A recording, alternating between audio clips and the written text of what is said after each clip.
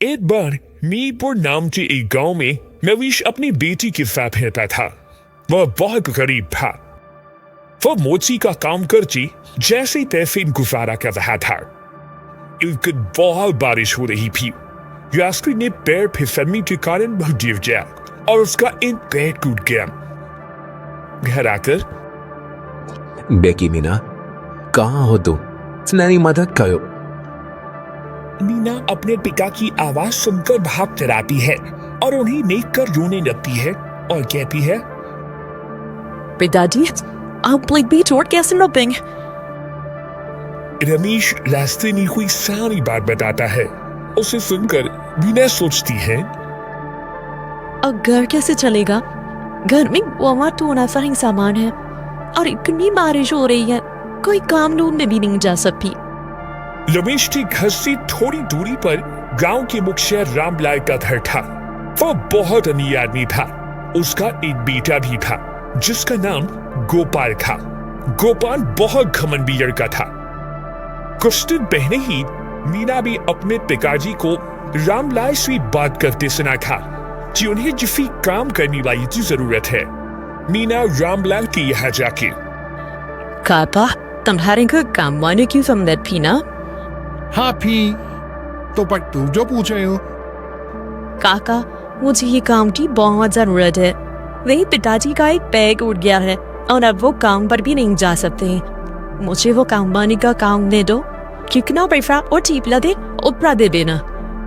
रामलाल इस मौके का फायदा उठाना चाहता है और सोचता है, अरे ये तो अच्छा मौका है, कम पैसों में काम वाली निकली। अच्छा ठीक है, कौन सी आ जाना?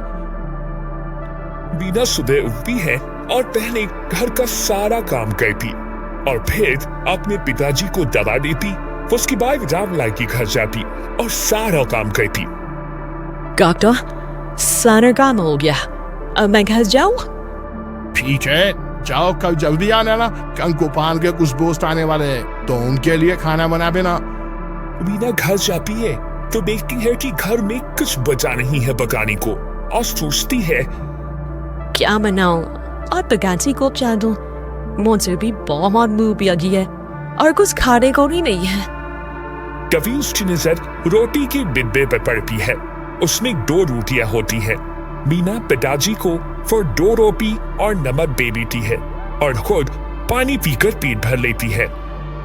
रोटी देखकर, बेटी मीना, तूने कुछ खाया थी नहीं?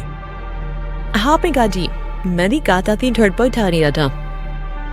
ऐसा कहकर मीना भूख से रोती हुई सो गई। सुबह उठकर रोज की तरह घर का काम किया और जल्दी से रामलाल के घर गई और अलग अलग प्रकार की व्यंजन बनाई। तभी गोपाल बाहर आता है और कहता है, अरे मीना, खाना बन गया क्या? जी, खाना बन गया।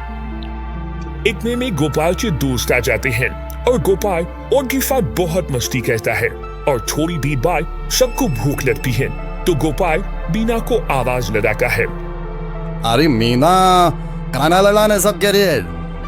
जी, अभी लगा भी हो। ऐसा कहकर मीना तुरंत खाना लगाती है। गोपाल और उसके दोस्त खाना खा लेते हैं। उसके बाद गोपाल मीना को आवाज लगाता है, ये सब ली जा रहा से, जो बचा है उसे कुत्ते को दे देना।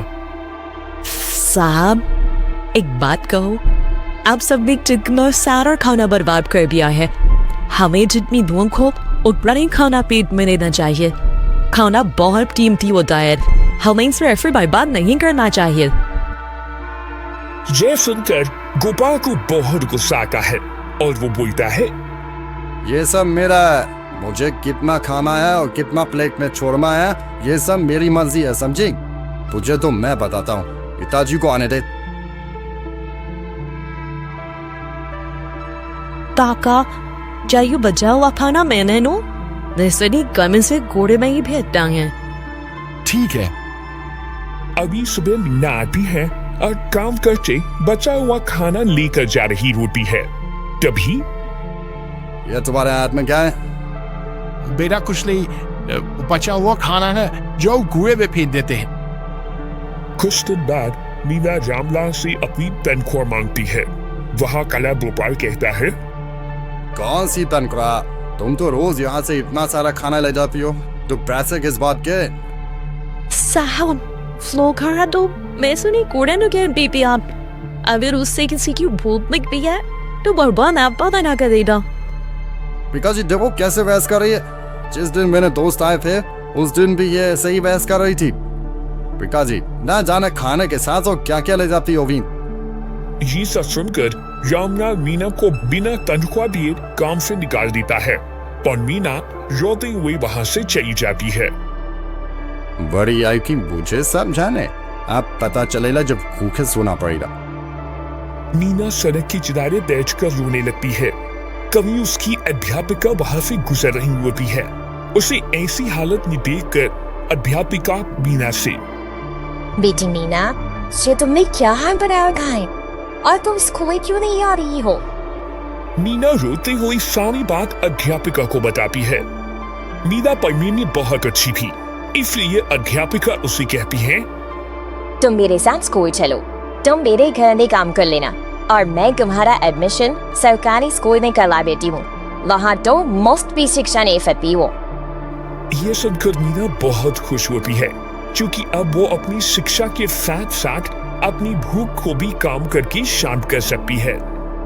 इधर रामलाल अपने काम में बेईमानी करते हुए पकड़ा जाता है। उसे पुलिस पकड़ कर ले जाती है। पुलिस उसकी सारी जमीन और घर अपनी कब्जे में कर लेती है। अब गोपाल बिल्कुल अकेला हो जाता है। उसके पास कुछ खाने को नहीं होता। उसे बहुत भूख लगी होती है, पर पड़ोसी के पास जाकर, मुझे बहुत भूख लगी है, अलन कुछ खाने को आए तो दे दें। कोई उसे खाने को नहीं देता और उसे भगा देते हैं। वहीं से गुजर रही मीना ये सब देखती है और गोपाल को अपनी साथ ले जाती है और उसके घर जो रूखा सूखा होता है वो गोपाल को खाने को देती है। रूखा गोपाल जल्दी जल्दी सब खा लेता है। मैंने तुम्हारे साथ इतना ललक किया, फिर भी तू मुझे अपने साथ अपने घर लाई और खाना भी खिलाया। मुझे माफ कर दो नीना। मैं भी तुम्हें माफ किया। मैंने गले खाना इसलिए खिलाया क्योंकि मैं जानती हूँ कि भूख जहाँ होती है, अमीर हो या गरीब, सबकी भूख एक जैसी ही होती है।